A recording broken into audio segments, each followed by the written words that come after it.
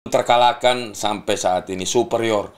Prediksinya Hamka Hamzah. Tiron ini pelan-pelan menunjukkan. Pertarungan menuju juara paruh musim ini bukan cuma Persib dan juga Persebaya yang bersaing.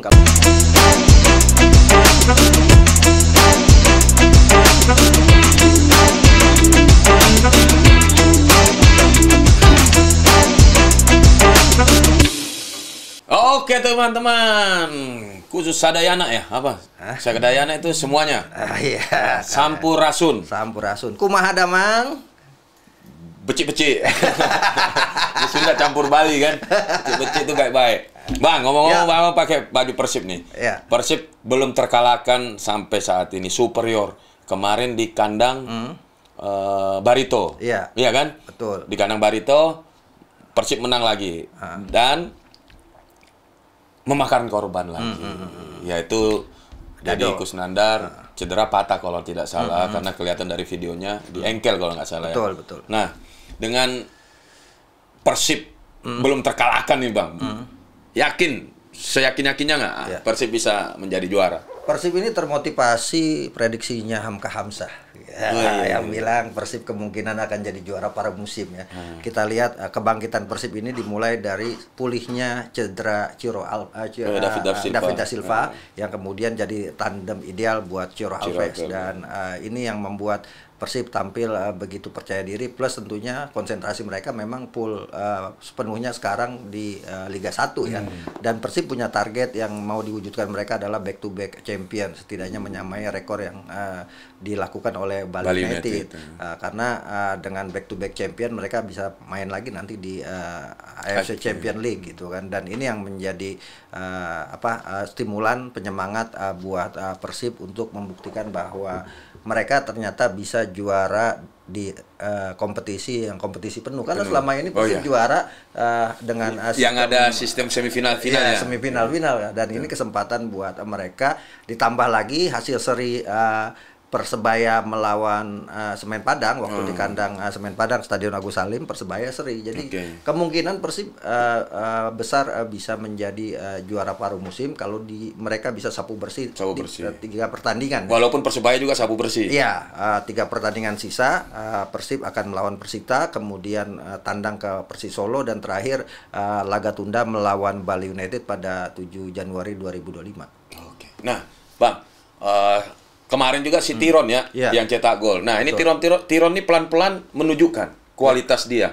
Apakah Persib tidak bertumpu sepenuhnya kepada Ciro dan juga David? Kalau Abang ngelihat kalau musim lalu kan Beltrame yang menjadi tumpuan motor serangan dari Persib, tapi sekarang Tirone Del Pino menjelma sebagai penerus dari Beltrame. Padahal musim lalu sebenarnya Tirone Del Pino ini pemain yang memang awalnya direkrut Persib untuk menjadi gelandang serang, tapi akhirnya dipinjamkan main ke Thailand dan sekarang kembali dengan performa terbaiknya saat ini. Salah satu pemain yang sangat luar biasa. Kalau lawan Barito kemarin kan Tirone Del Pino itu memberikan 1 assist buat Gustavo dan 1 gol ya? Enggak. Yang cetak siapa? 1 gol lagi Ciro Alves. Sama Gustavo Prangka. Tapi Gustavo Prangka itu golnya lewat assist dari Tirone Del Pino lewat tendangan penjuru. Dan ya Trisula di depan ini sangat ideal sekali ya. Ada Tirone Del Pino, kemudian Ciro dan juga David da Silva. Ini yang menjadi kekuatan utama Persib saat ini. Gitu. Nah, untuk ini kan cedera lagi. Dado ini pasti panjang, ya kan Bang? Nah, apakah Persib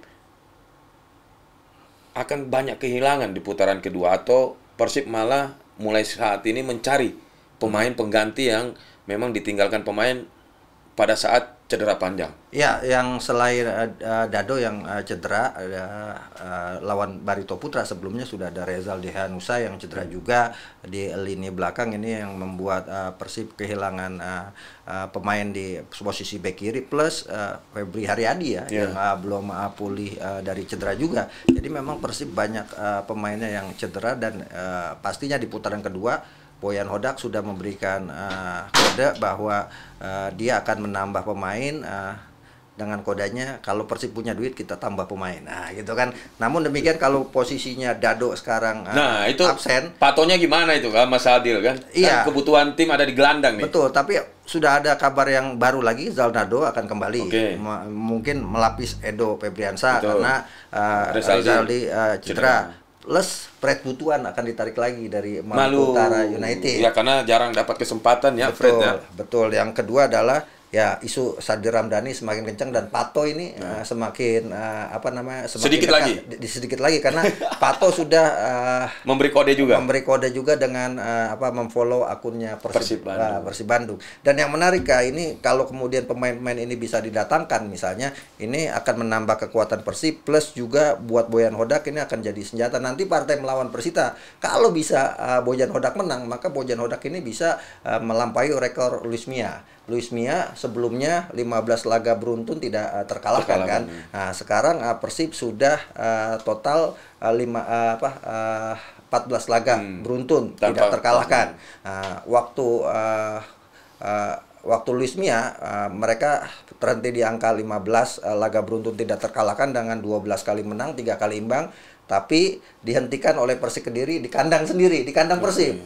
Sehingga kemudian terhenti di rekor 15. Musim lalu Boyan Hodak juga punya kesempatan untuk menyamai Luis Mia. Oh sorry, yang Luis Mia itu Luis Mia terhenti rekornya karena dikalahkan PSM 1-2 di kandang sendiri. Nah sekarang Boyan Hodak musim lalu punya kesempatan tapi berhenti di angka 14 dikalahkan oleh Persik di kandang sendiri. Nah sekarang kuncinya lawan Persita nih. Berarti harus hati-hati Persib ini ketika di kandang karena sempat 2 musim terakhir kan terpeleset di kandang untuk mempertahankan rekor. Iya, dan kalau kemudian bisa menang lawan Persita atau setidaknya imbang lawan Persita, maka Persib selain mendekati posisi Persebaya di puncak klasemen, juga Boyan Hodak menjadi pelatih pertama sepanjang sejarah Persib yang punya rekor 16 kali tidak terkalahkan gitu kan. Nah, tapi kembali lagi ya, kalau menurut saya kebutuhan tim seperti Dado cedera, kemungkinan bakal mencari gelandang juga, Bang. Iya, sekarang apakah kan sudah ada kode-kode Abang A1?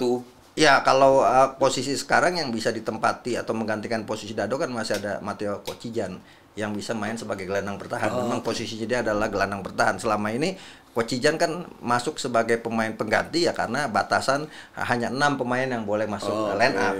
Jadi sebenarnya kalau berarti ada yang dikorbankan asing satu. Betul. Nah, inilah yang agak repot, siapa yang akan dikorbankan pasca Dado cedera. Tetapi kan masalahnya Persib juga sebenarnya masih punya ada Malis yang bisa menggantikan posisi Dado gitu walaupun tipe bermainnya berbeda.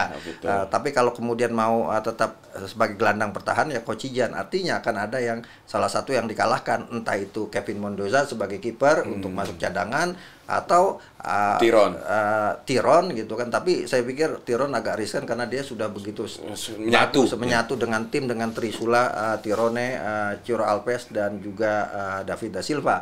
Ya satu cadangan udah pasti Melser 5 kan. Tinggal cari satu untuk kemudian Matteo Kocijan bisa masuk sebagai penggantinya Dado gitu. Nah, yang menarik ini sepertinya perburuan juara paruh musim. Betul. Ini hanya menyisakan sepertinya Persib sama Persebaya nih, Bang. Ini seru nih. Persebaya main nih, lagi main nih kan, lagi unggul. Lagi unggul lawan Borneo. 2-1 dan bukan kemungkinan Kak. Emang yang lain sudah tertutup. Borneo FC sudah tertutup peluangnya untuk juara paruh musim. Bali United sudah tertutup, PSM sudah tertutup, Persija sudah tertutup. Jadi memang pertarungan menuju juara paruh musim ini tinggal Persib dengan Persebaya gitu kan. Dengan apa yang diprediksi Hamka Hamzah di podcast saya di Bola Akmal bahwa Persib punya kans untuk menjadi juara paruh musim. Andaikan misalnya Persebaya terpleset sekali saja seri, maka Persib udah bisa di atas kalau dia menang gitu. Begitupun sebaliknya, Persib ketika pleset bisa Persebaya. Bisa Persebaya, dan ini pertarungan yang seru. Tinggal setidaknya Persib punya 3, Persebaya punya 2, tapi tinggal 1 setelah lawan Borneo FC kan. Dia tinggal tandang melawan Bali United. Jadi siapa yang akan menentukan juara paruh musim itu adalah Bali United, karena Persib juga terakhir lawan Bali United. Tapi sisa 3 pertandingan Persib ya. Betul. Oke. Bagaimana teman-teman Sadayana Bobotoh dan juga konco-konco Bonek Mania? apakah Persib Bandung atau Persebaya yang akan juara paruh musim, tapi bukan juara seutuhnya, ya kan? Karena masih ada putaran kedua. Ada 17 pertandingan di putaran kedua yang bisa menentukan segalanya, bukan cuma Persib dan juga Persebaya yang bersaing. Kalau putaran kedua, Borneo juga masih semuanya punya peluang, PSM, Persija dan PSM masih punya peluang. Jadi sekarang adalah sisa musim di mana tim ini dua diantaranya Persib dan Persebaya tidak boleh terpleset. Dan harus konsisten kalau memang ingin menjuarai liga musim tahun ini. Pertanyaannya apakah Persib bisa konsisten dan bisa Persebaya juga bisa mencetak rekor untuk pertama kalinya juara dengan sistem kompetisi penuh. Oke, Bobotoh sekalian ya kan, dan juga Bonek Mania, dukung tim kalian dengan atraktif, sportif, fair play, dan juga semangat atraktif ya. Betul, ya kan, atraktif, dan bikin koreo yang terbaik ya kan. Satu pesan, kalau kemudian nonton berkendaraan dengan safety, jangan sampai ada yang meninggal lagi karena kecelakaan. Amin. Ini pesan dari Korlantas, dari Mabes Polri. Jadi dukung nuaing gitu kan. Oke, sampai sini video kali ini bersama partner saya Bang Akmal di posisi penyerang tentunya. Jadi kita lanjut ke video selanjutnya. ST selalu tetap yakin. Gaskan ya.